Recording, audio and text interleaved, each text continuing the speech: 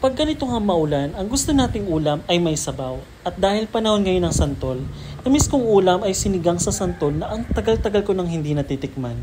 Mura nga ngayon ang kilo ng santol kaya perfecto pang paasim sa sinigang. Una ay prepare lang natin itong santol, balatan lang natin. Madalang ako makakita na nagsisigang sa santol dito sa Maynila. Sa amin kasi sa probinsya namin usong-uso to. Lalo na pag panahon ng santol.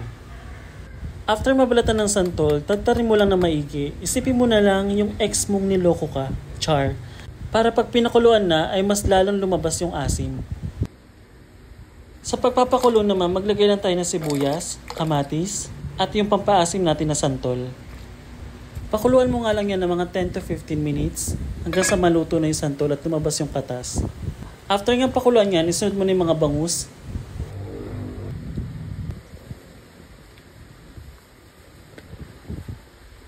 At lagyan ng asin.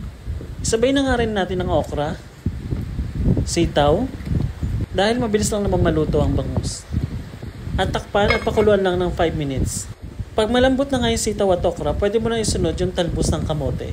Yung gamit ko, pero pwede rin naman ng kangkong. Lagyan ng sili at takpan. And we're done. Madali lang ang recipe kaya itry nyo na.